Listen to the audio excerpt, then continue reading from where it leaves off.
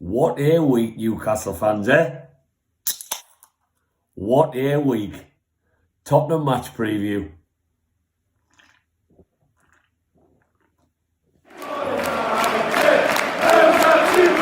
Welcome back to Saudi Arabian, black and white banter, everyone. This is my first video since the takeover got confirmed.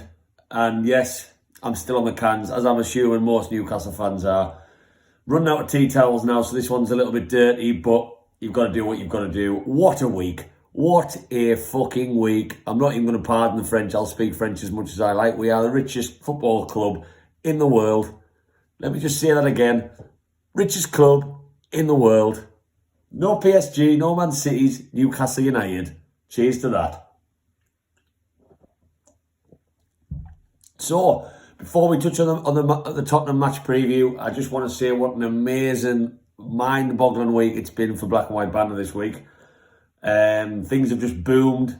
Not boomed on the scale of some fan pages, of course, but Alan Shearer, the Alan Shearer, the man who I would let have sex with my girlfriend as many times as he wanted, would do anything that man desired. He posted one of our videos on his own Instagram channel. So again, cheers to that. Forget your Newcastle fan TVs, forget your Magpie channels, whoever else you're listening to. Alan Shearer personally shared one of our videos on his own social media that we created. He credited us in the comments. Boom, we have made it. Don't care whether I don't get any more followers. My lifelong hero shared one of our videos. So it's been a good week. We had the Blade Racers dancing in the street video that went viral. Boom. We had the dance moves, the suggested dance moves for Newcastle fans since the takeover. That went viral as well. Boom. Just been smashing out the content. Absolute mad week. One of my blog posts on how emotional I was about the takeover seemed to take off as well. It's been a very good week and I'm glad to be back. There's a lot of opportunities I could have made a video for. Who we're going to get as manager, what players we want. God, we have been linked with so many players in the last week. I haven't jumped on yet because we've got loads of time to make them videos. It's been another hectic week for me and I just wanted to wait till the match preview, see what manager came in. So nobody. It's going to be Steve Bruce for Sunday. I must admit, a little bit surprised with that one, as I'm sure a lot of you fans are as well. Didn't expect it to go down that route. I thought the first decision Amanda Staley and crew would have made was at least just to get rid of him and keep Graham Jones, because I thought they would have wanted to eradicate that toxic atmosphere on the first game. I think the atmosphere is going to be absolutely incredible. I cannot wait to get in that stadium on Sunday. Just to be around the city for a few pints beforehand is going to be fucking fantastic. I've got no doubts about that. But a little bit surprised on the Steve Bruce one. All I can think for me, Amanda Staley seems a very righteous woman. And I know owners and football club runners, they seem great and they say all the best things at the start, as we found out with Mike Ashley when he first came in.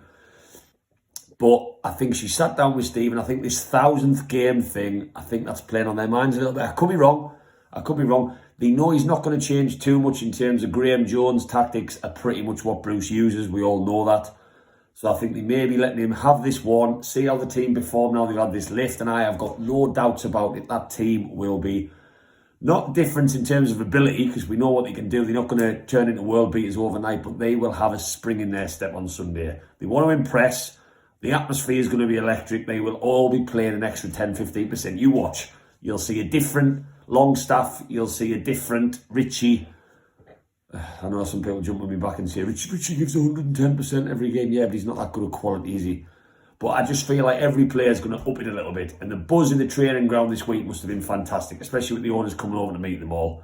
So, I'm not going to let it ruin Sunday, the fact that he's still here. We know he's going to be out of the job. Steve Bruce is not going to be the man that owners worth 320 billion are going to allow to manage however much is going to get spent on the team, the training ground, the academy. He's not going to be that man. He knows he's not going to be that man. He's taking it with a pinch of salt. I read his press conference today.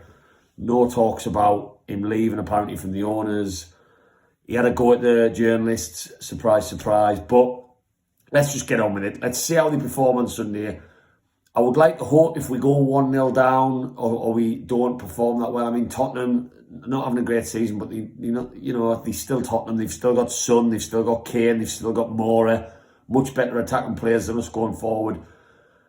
I just don't know how toxic the atmosphere is going to turn on Bruce instantly if we're not playing great, and that'll be interesting to see whether the feel-good factor and the cans can just overshadow maybe that disliking of Steve Bruce. I certainly won't be on his back maybe as much as I would have been if the team is performing badly, because it's a new dawn now and there's a much bigger picture that we need to think about, and I want to just get behind the players on Sunday.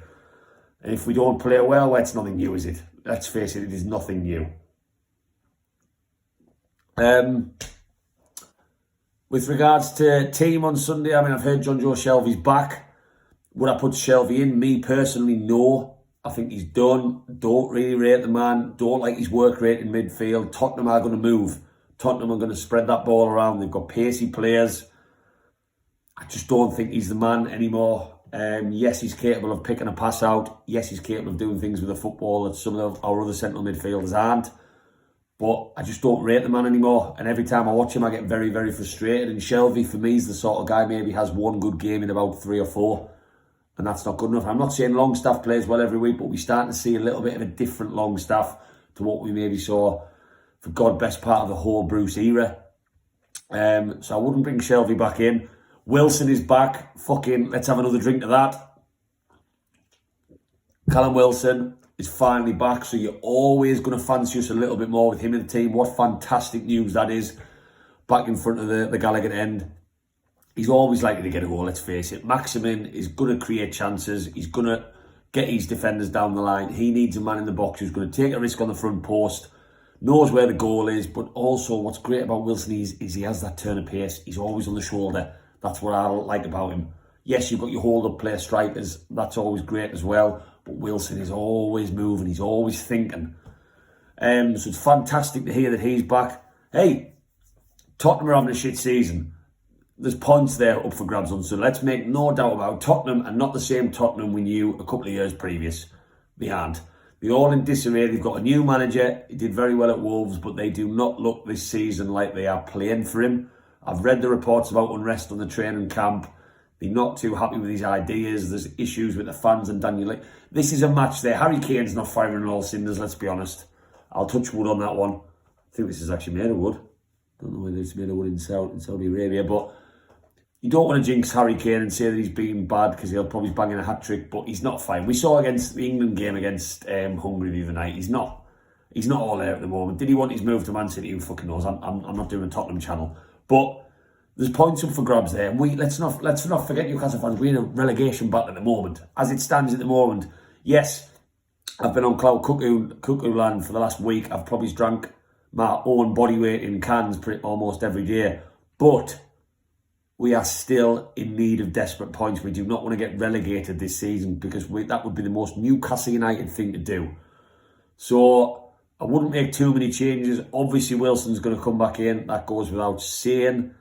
Central midfield, I think Longstaff probably deserves to stay in.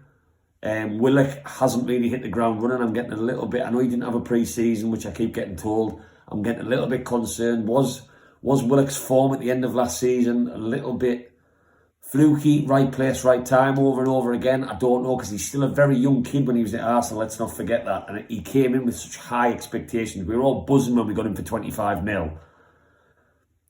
I don't know. Time will tell him that one. I think there's definitely a quality player in there. We saw it last year, but whether he's going to create the goals, the assists that we saw in the last 8 or 9 games of last year, I'm not so sure. It's a big game, and the atmosphere is going to be fantastic. War Flags is back.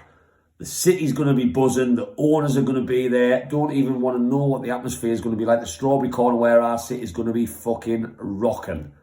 Cannot wait for that. I'm going to go for a win. I'm going to go for a win on Sunday because the feel-good factor's back. The players are going to be buzzing. The atmosphere is going to put the hairs up on the back of the players' necks. That's going to give them an extra 5-10% on the field. The owners are watching in the stadium. Mike Ashley is gone. How much of a weird thought is that? That era now is done. there's talk of what we're going to spend in the summer, what we're going to spend here, what we're going to spend there. I don't care. All of these glory supporters now that you're seeing online on Facebook and Instagram, it's insane. Like, I'm pinching myself every single day, and I'm sure you guys are as well. Like, there are fans joining supporters groups on Facebook who used to have Man United photos as their background, saying best club in world. It's insane. We are now becoming a team that people are going to choose to support in search of glory, and it's just so fucking hard to get your head round. It is ridiculous. We are the richest team in the world. Us. Like, Mike Ashley's gone. That guy who wouldn't spend literally the £5 that he had in his back pocket on a new player if there was a one became available. We now have a team that are able to spend 190 million in January. Not that we're going to. We are linked with every single player and his dog, every single manager. Conte is being linked. Like, what? I'll jump on and do another video with regards to manager and who I think we should go for. Obviously, if Bruce inevitably gets the sack, this has to be his last game. Has to be. I'm going to go for a 2-1 Newcastle win on Sunday. I'll go for Wilson to score first. As always, Newcastle fans and new subscribers, drop in the comments. Let me know what you think the score is going to be on Sunday. Let us know what your week's been like. How many of these you've had. How many of these you plan on having this weekend, especially on Sunday. And if you know anyone who's selling a good tea towel, let me know. I'm starting to run out and getting a bit sick of this dark grey one. Maybe something in a beige. That'd be nice. Fingers crossed for 3 points on Sunday. Up the Saudi Mags.